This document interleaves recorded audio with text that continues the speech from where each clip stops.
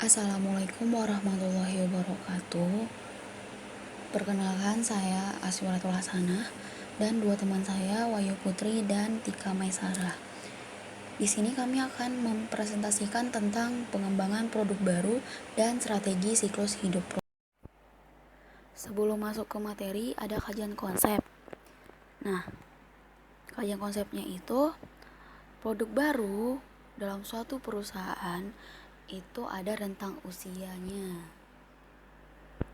Oleh karena itu, produk harus digantikan dengan produk yang lebih baru. Tetapi produk baru tersebut bisa saja gagal. Karena apa? Karena resiko inovasi sama besarnya dengan imbalannya. Nah, kunci bagi inovasi yang sukses terletak pada keseluruhan usaha perusahaan, perencanaan yang kuat, dan proses pengembangan produk baru yang sistematis. Masuk ke pembahasan pertama, yaitu proses pengembangan produk baru. Proses pengembangan produk baru terdiri dari 8 tahap. Yang pertama, penciptaan ide. Setelah ide diciptakan, ide disaring, lalu mengembangkan konsep produk. Setelah itu diujilah konsep itu, dikembangkan strategi pemasarannya, dan dianalisis.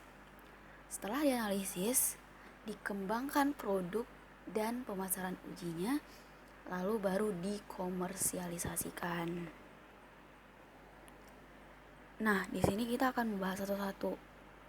Mulai dari tahap pertama, yaitu penciptaan ide. Nah,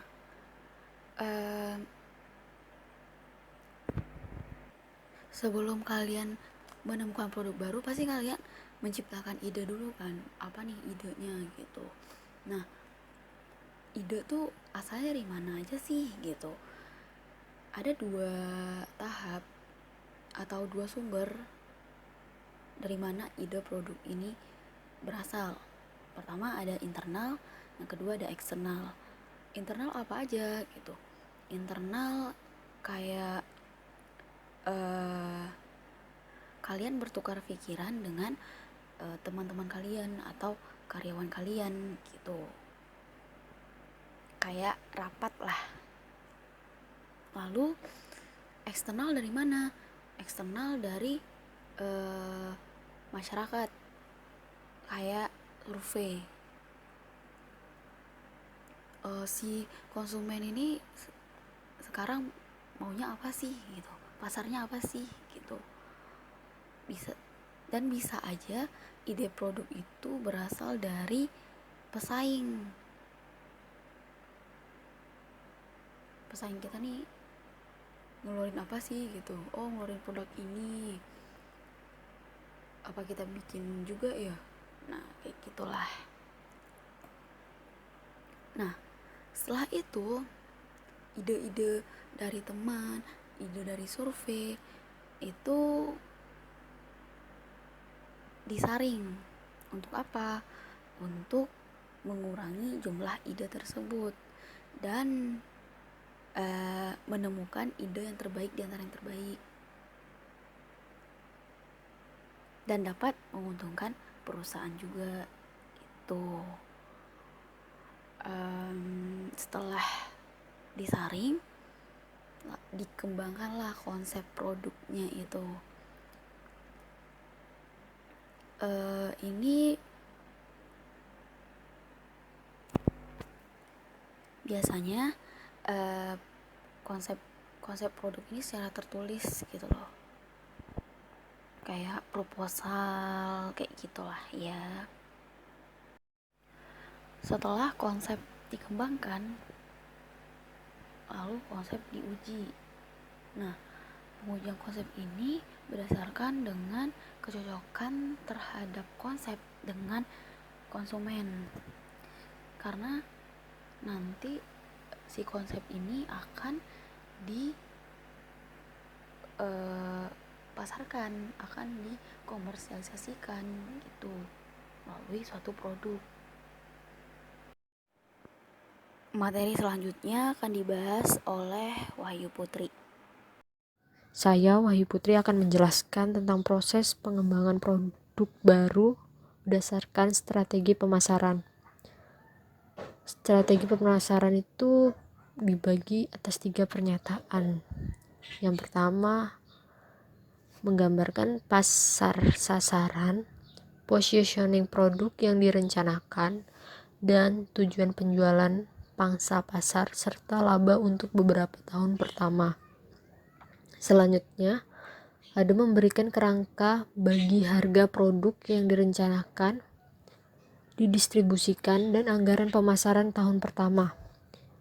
Yang ketiga, menjelaskan rencana jangka panjang penjualan, tujuan laba, dan strategi bauran pemasaran.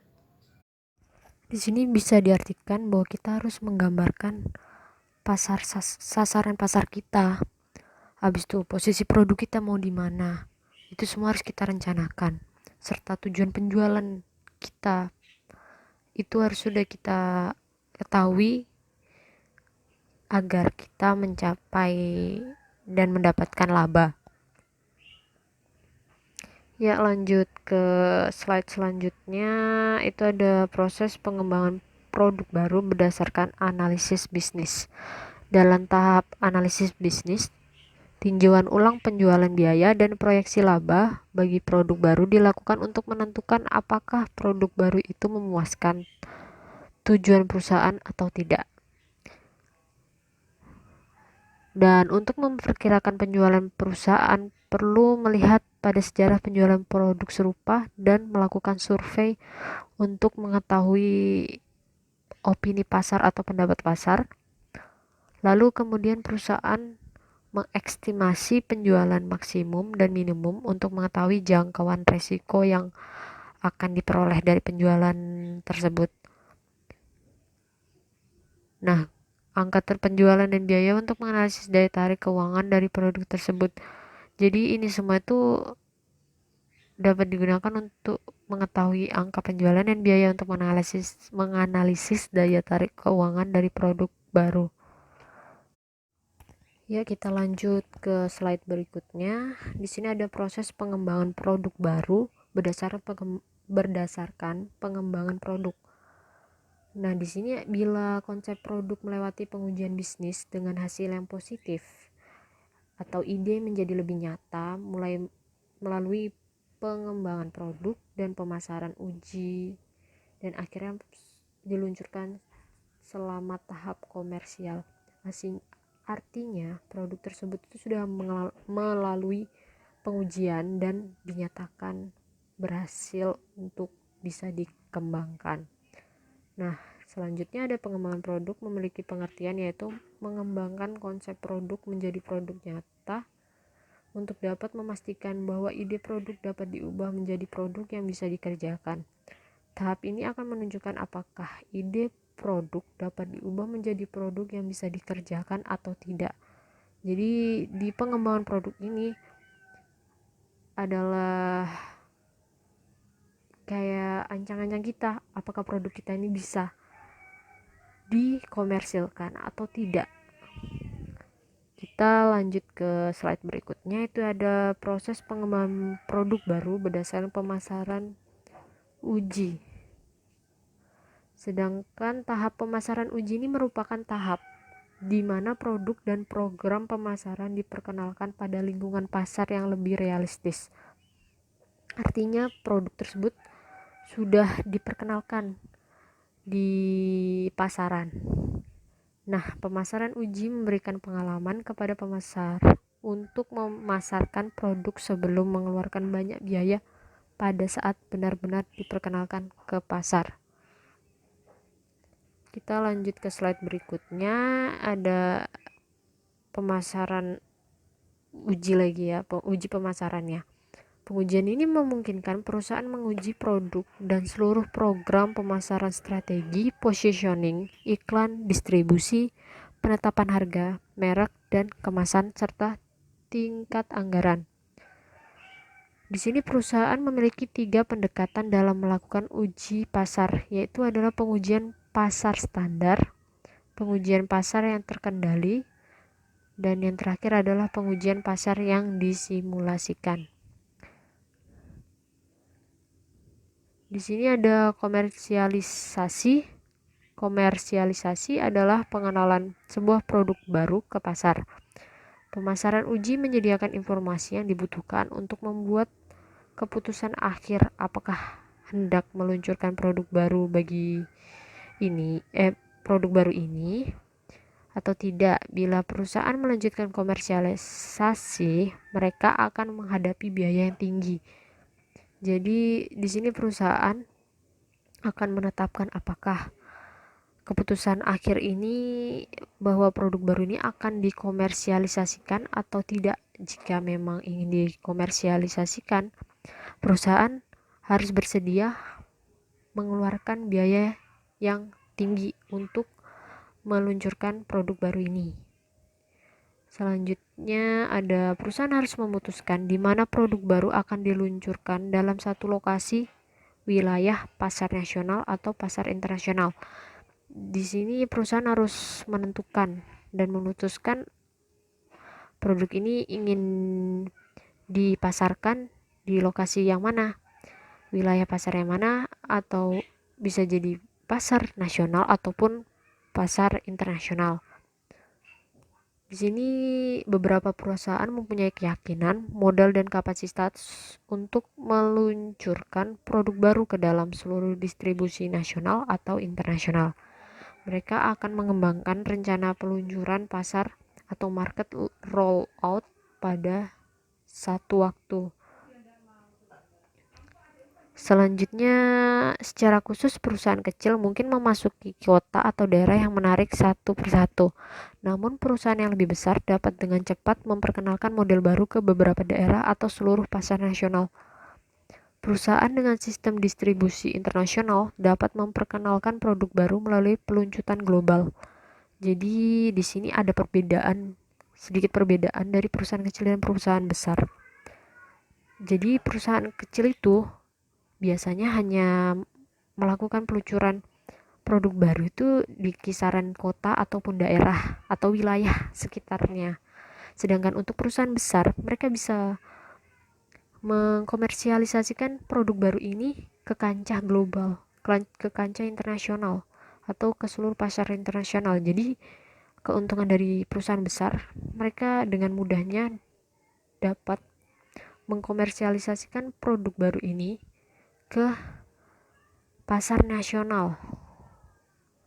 Selanjutnya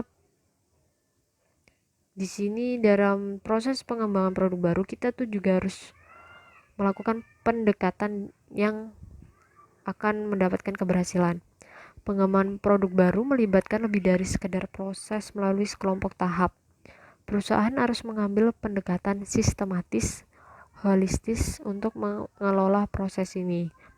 Pengembangan produk baru yang berhasil memerlukan usaha sistematis yang berpusat pada pelanggan berdasarkan tim. Jadi setelah kita meluncurkan produk baru kita juga harus melakukan pendekatan kepada konsumen. Jadi di sini kita dari perusahaan harus mengambil pendekatan secara sistematis yang terarah untuk mengelola proses ini, dan kita harus memerlukan usaha yang sistematis dan berpusat pada pelanggan. Jadi kita harus menyediakan tim yang dapat melakukan pendekatan kepada pelanggan, dan pendekatan itu harus berhasil menarik minat pelanggan untuk dapat membeli produk baru ini. Ya, selanjutnya di slide selanjutnya akan dijelaskan oleh Tika Maisaroh. Waktunya dipersilakan. Selanjutnya adalah siklus hidup produk. Masing-masing produk mempunyai siklus hidup yang ditandai dengan sekumpulan masalah dan peluang yang berubah. Penjualan produk tertentu mengikuti kurva bentuk S yang terdiri dari 5 tahap. Siklus dimulai dengan tahap pengembangan produk ketika perusahaan menemukan dan mengembangkan ide produk baru. Tahap pengenalan ditandai dengan pertumbuhan yang lambat dan laba yang rendah ketika produk didistribusikan ke pasar. Jika berhasil, produk memasuki tahap pertumbuhan yang menawarkan pertumbuhan penjualan yang pesat dan meningkatkan laba. Berikutnya, tahap kedewasaan ketika pertumbuhan penjualan melambat dan laba stabil. Terakhir, produk memasuki tahap penurunan, di mana penjualan dan laba menurun. Tugas perusahaan selama tahap ini adalah mengenali penurunan dan memutuskan apakah perusahaan harus mempertahankan, memanen, atau menyingkirkan produk.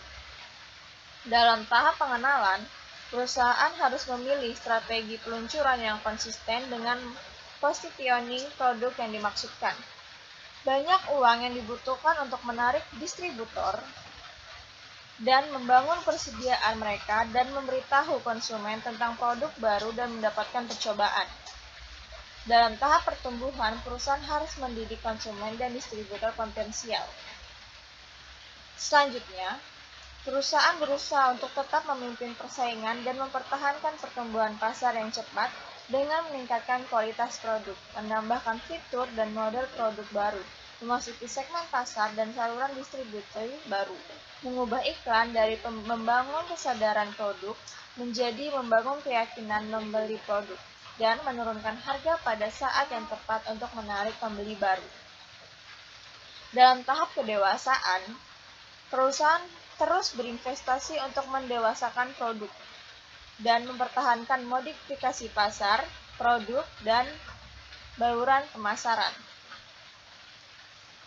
Ketika memodifikasi pasar, perusahaan berusaha meningkatkan konsumen produk. Ketika memodifikasi produk, perusahaan mengubah beberapa karakteristik produk, seperti kualitas, fitur, atau gaya, untuk menarik pengguna baru atau menginspirasi lebih banyak pengguna. Ketika memodifikasi bauran pemasaran, perusahaan berusaha meningkatkan penjualan dengan mengubah satu atau lebih elemen bauran pemasaran. Setelah perusahaan menyadari bahwa produk telah memasuki tahap penurunan, manajemen harus memutuskan apakah mereka akan mempertahankan produk tanpa perubahan, berharap perusahaan pesaing akan keluar dari pasar, memanen produk, mengurangi akan keluar biaya, dan berusaha mempertahankan penjualan, atau menyingkirkan produk, menjualnya ke perusahaan lain, atau melikuidasi produk pada harga sisa. Masalah pertama, masalah tambahan produk. Masalah pertama adalah tanggung jawab sosial. Tanggung jawab ini meliputi masalah kebijakan publik dan peraturan yang melibatkan tindakan meraih atau membuang produk, melindungi hak paten, kualitas, dan keamanan produk, dan jaminan produk. Masalah kedua, yaitu melibatkan tantangan khusus yang dihadapi pemasar produk dan jasa internasional. Pemasar internasional harus memutuskan berapa banyak biaya yang diperlukan untuk menstandarkan atau menyesuaikan penawaran mereka bagi pasar dunia. Sekian presentasi dari kelompok kami. Terima kasih atas perhatiannya. Wassalamualaikum warahmatullahi wabarakatuh.